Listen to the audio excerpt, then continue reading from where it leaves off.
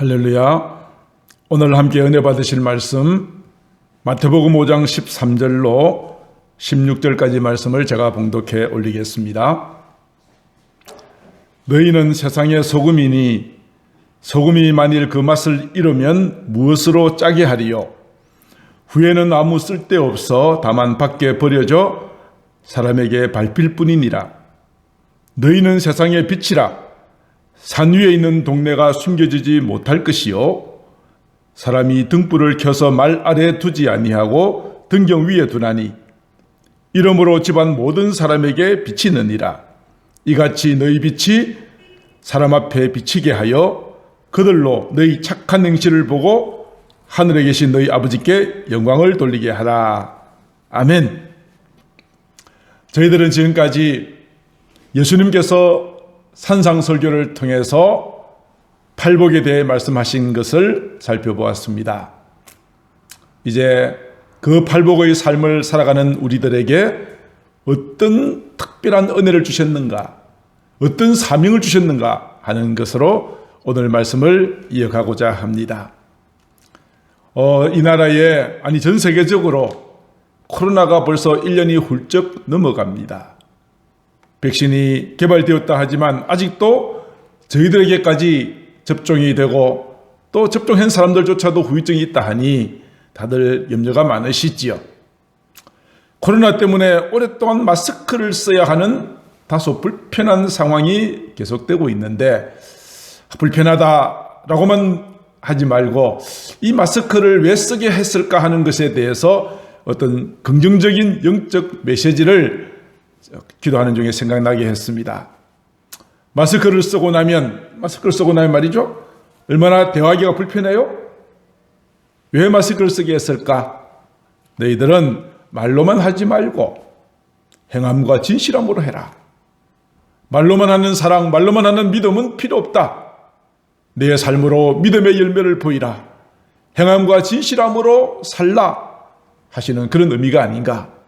필요 없는 말, 불신의 말, 미움의 말, 다툼의 말 하지 말고 잠잠한 가운데 우리의 삶의 아름다운 모습을 보이라. 그래서 마스크를 쓰게 했다. 또 한 가지 더 생각한다면 어떤 것이 있을까요? 제가 마스크를 쓰고 나니까 평소에는 몰랐는데요. 입안에 있는 냄새가 마스크에 잠겼다가 제 코로 들어오잖아요. 입에서 꽤 냄새가 나더라고요. 전에는 몰랐는데 마스크를 쓰니까 내가 얼마나 냄새나고 더럽고 부족하고 추악한지를 알게 되었다. 마스크를 쓰면서도 이런 영적인 느낌이 오니까요. 마스크를 쓸 때마다 그런 생각을 하게 되었어요.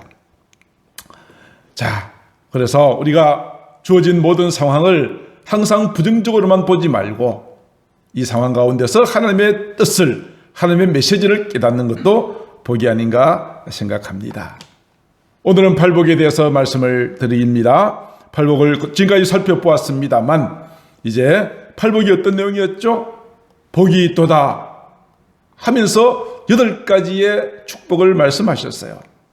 어떤 사람에게 복이 있다 하셨습니까? 심령이 가난한 자, 애통하는 자, 온유한 자, 의에 줄이고 목마르고 긍휼히 여기고 마음이 청결하며 화평케 하는 자, 그리고 예수님 때문에 의를 위하여 박해를 받은 자가 복이 있다 그랬습니다.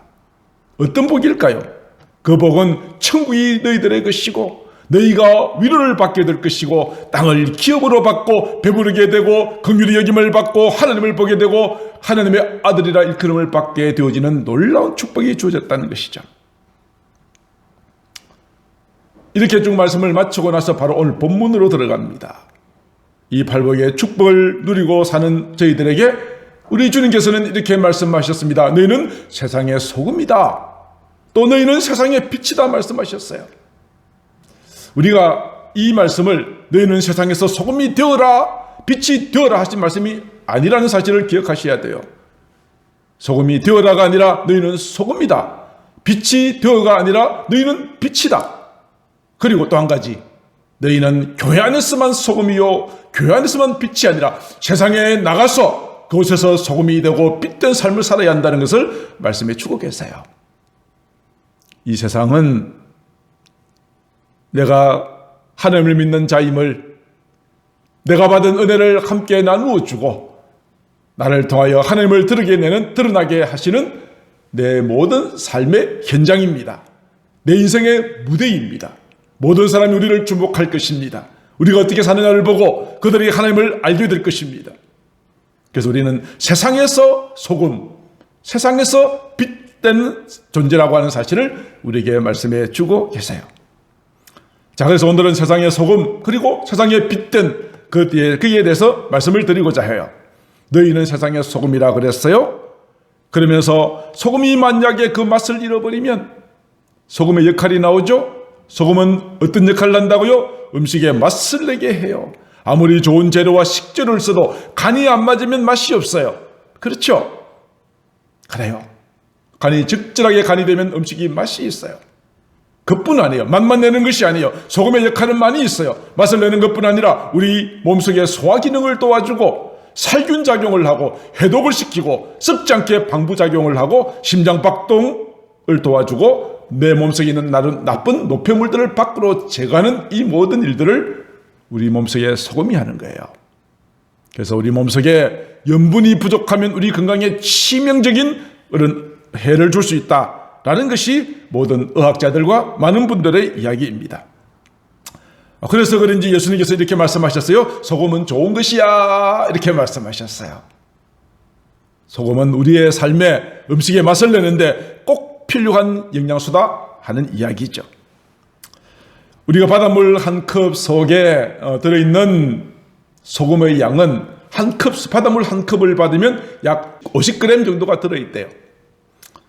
바다는 그 소금기를 가지고 바다에 밀려오는 수많은 불순물 더러운 것들을 깨끗하게 정화시키는 역할을 해요. 이와 같이 교회도 이와 같아야 된다는 것이죠.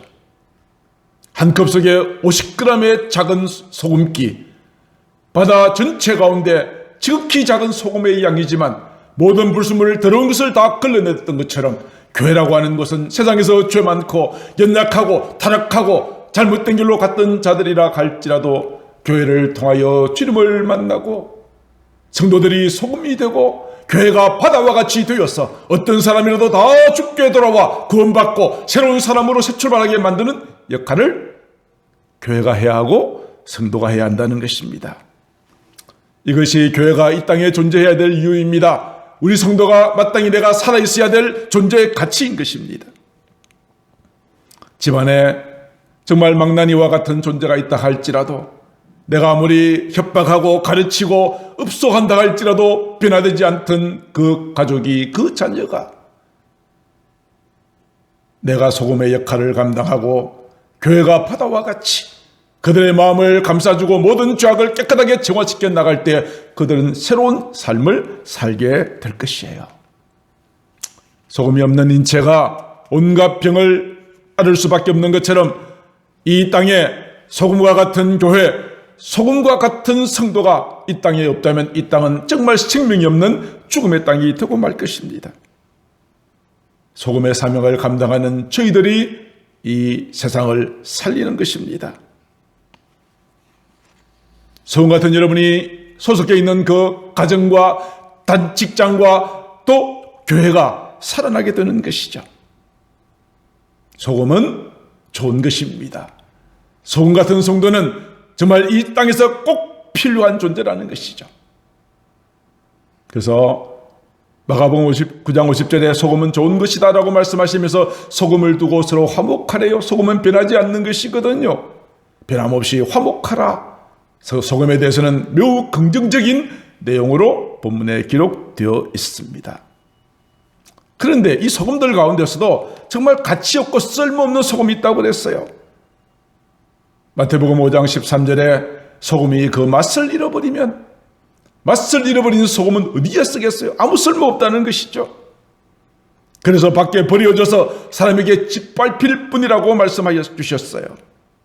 맛을 잃어버린 소금. 또 어떤 것들이 있을까요? 소금 속에 온갖 불순물이 많이 섞여 있어도 쓰지 못할 것 같아요. 또 소금이 물속에서 녹지 않아도 쓸모가 없을 것 같아요. 그렇지 않아요? 맛을 내고 깨끗하고 물속에 나는 간 곳 없이 녹아지지만 맛을 내고 썩지 아니하는 소금과 같은 그런 역할을 감당하는 그런 성도, 그런 교회가 이 나라와 민족을 살린다 하는 것입니다. 소금과 같은 성도는 어떤 사람과도 잘 어울립니다. 어떤 일을 하더라도 자신을 드러내지 않아요. 소금은 녹아져서 보이지 않지만 맛을 내는 것처럼 그 사람은 존재가 사람들에 의해서 어필되지 않는다 할지라도 그 사람 때문에 그 모임이 아름답게 되고 화목하게 되고 그 모든 하는 일들마다 잘 되어지는 은혜를 가족에 만드는 축복의 통로가 되어진다는 것입니다. 그런데 이러한 사명을 감당하지 못하고 가는 곳마다 분쟁을 일으키고 화합하지 못하게 되어진다면 그 사람은 마치 맛을 잃어버린 소금처럼 밖에 버려져서 짓밟히게 된다는 것이죠. 사랑하는 성도 여러분, 지금 교회에 대한 여러 가지 부정적인 시각이 많습니다만 저는 그렇게 확신해요. 아직도 세상 사람들은 교회에 대하여 아직도 기대감은 가지고 있다. 과거에 비해서는 많이 실망해서 떠나는 경우도 많지만 모든 세상이 다 타락한다 할지라도 적어도 예수님을 믿는 사람만큼은 끝까지 영적인 청정지역으로 남았어. 끝까지 타락하지 않는 모습을 보이면서 세상을 선도해주고 절망에 빠진 사람을 구원해주는 그런 역할을 감당하기를 세상 사람들은 기대하고 교회를 쳐다보고 있다는 것이죠. 그런데 우리가 그렇게 살지 못했기 때문에 실망한 그들의 교회를 향하여 돌을 던지게 되는 것 아니겠습니까? 그러나 아직은 기회가 있습니다. 아직은 기회가 있어요. 우리가 각자가 소금과 같은 사명을 내 모든 삶의 현장 가운데서 아름답게 수행하게 될 때에 그들은 새로운 삶의 용기를 얻게 될 것입니다. 우리를 통하여 하나님을 보게 될 것입니다. 사랑하는 성도 여러분들이여, 여러분들 각자가 소금과 같이, 소금은 좋은 것이요, 좋은 것이요, 우리가 가는 곳마다 예수 믿는 그 한 사람 때문에 정말 아름다운 화목이 이루어지고 기쁨이 넘치는 그런 일을 만들어내시는 주인공으로 쓰임받게 되기를 축복합니다. 팔복의 삶을 사는 사람은 세상의 소금이라고 말씀하신 주님께서 이제는 너희는 세상의 빛이라 하셨습니다. 오늘 본문 14절에 나와 있죠. 너희는 세상의 빛이라. 산 위에 있는 동네가 숨겨지지 못할 것이라고 그랬습니다. 연초가 되면은 일출을 보기 위해서 수많은 사람들이 바닷가에 나갑니다. 지난 한 해 동안에 힘들고 어려운 일이 많았을지라도 새해에 뜨는 그 햇빛을 바라보면서 금년 한 해를 희망차게 시작하려고 기대감을 가지고 나갔죠. 깜깜한 밤중이라도 등대에서 비치는 그 불빛이 있기에 항해하는 배는 충돌하지 않고 안전한 항구로 돌아올 수 있는 것 아니겠습니까? 이러한 사명을 우리 보고 감당하라고 너희는 세상의 빛이라고 말씀하십니다. 왜 세상에 빛이 필요합니까? 이 세상은 어둡기 때문입니다. 캄캄하기 때문입니다. 앞이 보이지 않기 때문입니다. 절망으로 가득 차 있기 때문입니다. 하나님께서 창세기를 보면 천지를 만드실 때 가장 먼저 창조하신 것이 무엇입니까? 빛이 있으라 하시니 빛이 있었고 하나님께서 말씀으로 빛을 만드셨어요. 빛은 어둠을 밝히는 일을 할 뿐 아니라 빛이 없으면 생물이 살 수가 없어요. 빛은 생명입니다. 빛이 없으면 살 수가 없는 것이 우리 피조물들이거든요. 예수님께서 이 땅에 오셨습니다. 예수님께서 자신의 오심을 이렇게 표현하셨습니다. 요한복음 3장 19절 이하 20절. 빛이 세상에 왔다. 예수님은 자신을 빛이라고 비교하셨습니다. 어두운 세상 가운데 내가 밝은 환한 빛을 비추기 위해서 주님께서 내가 왔지만 사람들은 자기 행위가 악하기 때문에 빛으로 나가면 자기의 모든 더러운 것들이 드러날까 염려하여서 빛보다 어둠을 더 사랑하고 빛으로 나오지 아니하였다. 그렇게 이야기하고 있습니다. 예수님이 당시에 수많은 종교 지도자들이 예수님을 배척했습니다. 왜요? 겉으로는 경건한 척 하면서도 그들 마음속에는 온갖 더러운 것들로 가득 차 있었는데 어두울 때는 이것이 보이지 않지만 빛 대신 주님 앞에 서게 되면 자신의 모든 거짓된 것이 다 드러나게 되니까 예수님을 배척하고 마침내 마지막에는 예수님을 십자가에 못 박아 죽여버린 것 아니겠습니까? 그러나 진정 나 자신의 모습을 깨닫고 빛된 주님 앞에 나오는 자들마다 내가 얼마나 죄인이라는 사실을 알게 되고 나의 죄를 씻기는 오직 예수님의 십자가 보혈밖에 없다는 사실을 인정하게 되고 예수님을 믿게 되어지는 것입니다. 오늘 이곳에 계신 여러분들은 다 이 빛 가운데로 나오신 분들이십니다. 여러분들 앞길을 주님께서 환하게 비춰주십니다. 우리의 심령을 다 비춰주십니다. 내가 얼마나 연약한지 깨닫는 순간 우리는 우리의 죄를 대신하여 십자가에 달리신 주님 앞으로 더 가까이 나아갈 수 있게 되는 것입니다. 구약의 다니엘이라고 하는 선자는 이렇게 이야기했습니다. 많은 사람을 옳은 대로 돌아오게 한 자는 별과 같이 영원토록 비친다고 했습니다. 이왕이면은 많은 사람을 옳은 대로 인도한 사람은 태양같이 빛나리라 이렇게 하면 좋을 텐데 왜 별과 같이 빛난다라고 했을까 생각을 해보았습니다. 별은 언제 빛납니까? 어두울수록 별은 빛나게 되어 있습니다. 캄캄한 밤하늘, 그 밤을 반짝반짝 그 별들이 밝힐 때 그 별의 빛은 희미할지 몰라도 그 별들이 하나씩 둘씩 모여지게 될 때에 우리의 어두운 밤중은 환한 빛으로 밝혀지게 되는 것 아니겠습니까? 저는 우리 모든 성도님 한 분 한 분이 각자가 빛을 발하는 별이 되기를 소망합니다. 여러분이 혼자서는 어렵다 할지라도 많은 별들이 모여지게 되면 은하수를 이루게 되어지면 많은 사람들이 그 반짝반짝 빛나는 은하수를 바라보면서 그 별빛을 바라보면서 어두운 가운데서 힘을 얻게 될 것입니다. 주님의 높고 위대하심을 찬송할 수 있게 될 줄로 믿습니다. 할렐루야.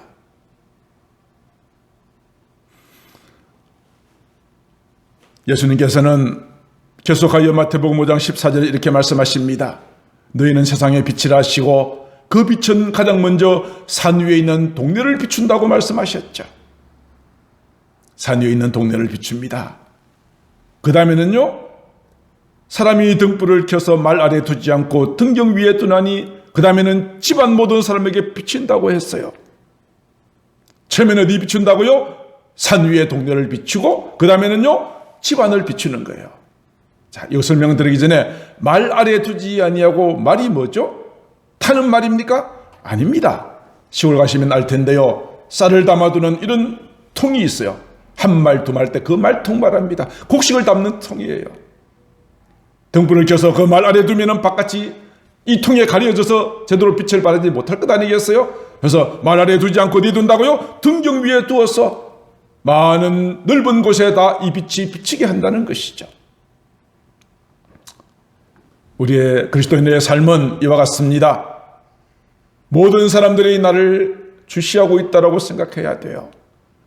사람들이 보지 않는다고요? 아니에요. 그들은 안 보는 것 같아도 우리를 보고 있어요. 우리의 삶은 등경 위에 비춰진 등불과 같기 때문에 예수님을 믿는 사람은 어떻게 사는가를 보고 있다고요. 사람은 보지 않을지 몰라도 하나님께서 보고 계신다고요. 늘 하나님의 말씀 가운데서 그런 의미에서 사셔야 하는 거예요. 우리의 진리의 깃발을 횃불을 높이 들어서 어두운 가운데 있는 자들에게 밝은 빛을 제공해 주어야 한다는 말씀입니다. 자, 이 빛이 처음에는 어디를 비췄다고 그랬죠? 산 위의 동네. 그 다음에는 15절에 그 다음에 어디 비치죠? 집안에게 비친대요. 신앙생활 내보면은 사람들이 대부분 공통적으로 느낄 거예요. 예수 믿고 나서 교회에서 막 봉사합니다. 별의별 사람들 다 만나기도 하지만 이 사람들보다 더 힘들게 하는 사람은 누군 줄 아세요? 집안 가족들이에요. 교회 밖에서, 집안 밖에서 사람들과 만나는 것도 힘들지만은 가장 힘든 대상은 가족들이에요. 왜냐? 바깥 사람들이 안 보면 그뿐이지만 가족은 버릴 수도 없고 헤어질 수도 없잖아요. 그래서 내가 집안에서 내 집안을 환하게 비추는 빛이 되려면 우리는 내가 많이 연단되어져야 되고 죽어져야 돼요. 내 자존심 때문에 한 번도 그리하지 못했다 할지라도 남편에게, 아내에게, 부모에게, 형제에게, 자녀들에게 내가 먼저 미안하다, 잘못했다, 용서를 구해야 될 때도 있을 거예요. 그들이 나에게 준 상처를 내가 그대로 다 수용하고 용서해주고 해야 될 때가 있을 거예요. 이것이 내 가정을 비추는 빛이에요. 그것이 내 가정을 비추는 빛이라고요. 이것이 팔복의 삶을 살아가는 자의 사명이라 이 말입니다. 우리 가정에 밝은 빛이 되는 나 한 사람 때문에 우리 가정에 평강이 넘쳐야 돼요. 환하게 되어야 돼요. 사랑하는 성도 여러분, 시골에 방문하게 되면 밤중에 가면은 이런 광경을 자주 보시죠. 가로등을 켜놔놓으면 거기에 수많은 나방과 벌레들이 막 몰려드는 것 보셨죠? 그래요. 캄캄한 밤에 불빛이 있으면 수많은 벌레들이 몰려들어요. 이와 같이 저와 여러분들이 어두운 세상에 빛과 같은 삶을 살아가면 수많은 사람들이 여러분들에게 몰려오게 될 거예요. 이 교회가 정말 세상을 향하여 밝은 빛된 삶을 모습을 보여준다면 수많은 사람들이 교회로 올 거예요. 교회로 와서 어둠의 길을 걷지 않고 빛의 자녀로 살아갈 수 있게 될 거예요. 예수님께서 이러한 사실을 말씀하시면서 우리에게 또 한 가지 경고의 말씀을 하십니다. 우리가 이와 같이 빛된 삶 살지 못한다면 안 되기 때문에 누가복음 11장 35절에 주님은 말씀하십니다. 너의 속에 있는 빛이 어둡지 않은가 보라. 왜 나를 통하여서 수많은 사람들이 새롭게 변화되어지는 모습을 보여주지 못하는가? 나 한 사람이 우리 가정에 진정한 평화와 화목을 만드는데 내가 아무 하는 것이 없어 느껴진다면 혹 내 안에 있는 빛이 어둡지 않은가를 살펴보아야 될 거예요. 그러면서 남을 탓하기 전에 내가 먼저 자신을 돌아보고 자신이 변화되어져야 될 것입니다. 빛된 삶을 살아가는 여러분들 때문에 여러분들의 가정에 은혜와 평강이 넘치게 되어진다면 여러분의 자녀들과 여러분의 남편, 배우자들은 이렇게 여러분에게 치하를 할 거예요. 잠언서 31장 28절 29절인데요. 세번역에 있는 내용으로 말 소개를 하죠. 자식들도 모두 일어나 어머니의 업적을 찬양하고 남편도 아내를 칭찬하여 이르기를 덕을 끼치는 여인들은 많이 있지만 당신이 모든 여자 중에서 어떠미요? 사랑하는 성도 여러분, 저는 여러분의 아름다운 삶이, 팔복의 삶이, 세상에서 소금과 빛된 삶이 여러분의 모든 가족들로부터, 사람들로부터, 그리고 하나님 앞에서 이와 같은 인정과 칭찬받는 자가 되어지기를 주님의 이름으로 축복합니다. 이제 마지막으로 세상의 빛과 소금된 사명을 살아가는 이것을 통하여서 궁극적으로 하나님께 영광을 돌리라고 말씀하십니다. 마태복음 5장 16절입니다. 이같이 너희 빛이 사람 앞에 비치게 하여 세상에 빛된 삶을, 또 다음에 말씀하시기를 너희 착한 행실을 보고, 빛은 곧 착한 행실과 같은 의미로 쓰고 계세요. 하늘에 계신 너희 아버지께 영광을 돌리게 하라 말씀하십니다. 오늘날 한국 교회가 왜 위기를 맞이하였습니까? 세상 사람들이 보기에 주님을 믿는 사람들이 얼마나 선하고 착하게 살아가는가를 보고 하나님 앞에 영광을 올려드리게 해야 하는데, 오히려 우리가 하는 못된 행실, 잘못된 것을 보면서 하나님을 욕하고 비난하게 만든다면 우리가 얼마나 하나님 앞에 불효한 자녀이겠는가 하는 것이죠. 밤에 가면은 수많은 십자가가 네온 사인이 보입니다만 정말 각 교회들이 정말 이 세상을 향하여 얼마나 밝은 빛의 역할을 하고 있는지는 의문입니다. 교회는 세상에 걸림돌이 되어서는 안 되고요, 디딤돌이 되어야 돼요. 어두운 세상을 밝히는 빛이 되어야 돼요. 그러기 위해서 우리 그리스도인들은 높은 윤리의식을 가져야 돼요. 그리스도인이기 이전에 먼저 상식적이지 못한 행동은 하지 않으셔야 돼요.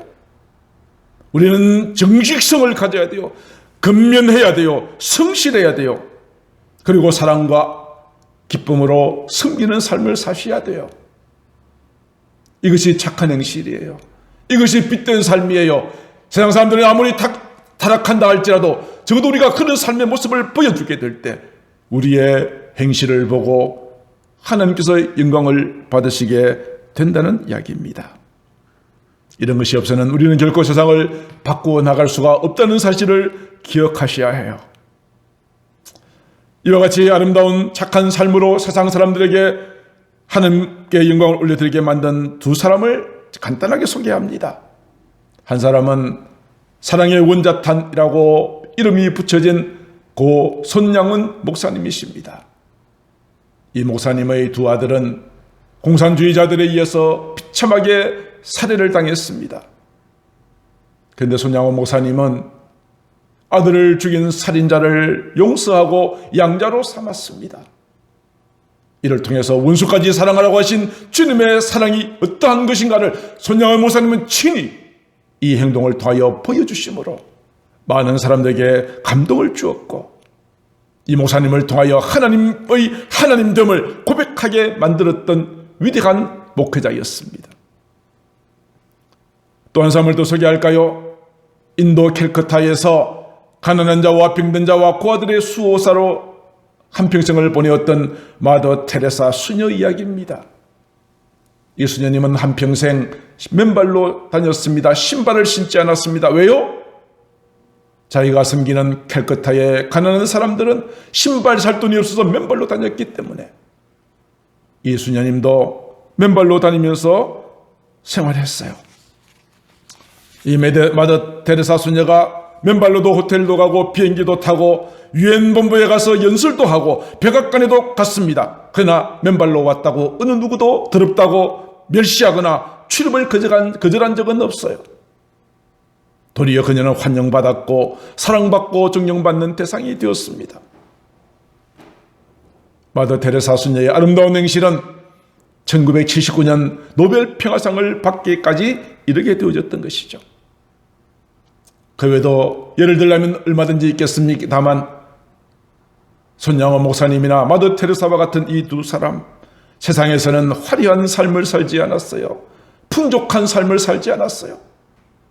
그렇지만 세상에서 소금과 빛의 사명을 감당하여 하나님 앞에 영광을 올려드리는 복된 자가 되어졌습니다. 손양원 목사님, 마더 테레사, 이제 그 바통을 누가 이어받아서 이 시대를 향하여 소금과 빛된 사명을 감당할 수 있겠습니까? 누가 그 바통을 이어받을 수 있겠습니까? 누가 이 바통을 이어받아야 될까요?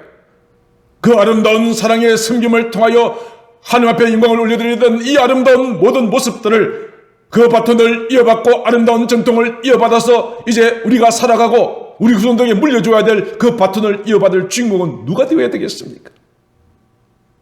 다른 사람이 아니라 바로 저와 여러분들이십니다. 내가 그 바톤을 이어받아야 됩니다. 나도 세상에서 소금과 빛의 사명을 감당하고 나의 착한 행실을 통하여 아버지 하나님 앞에 영광을 올려드리는 일에 하나님 앞에 아름답게 쓰임받는 자가 되어지기를 주님의 이름으로 축복합니다.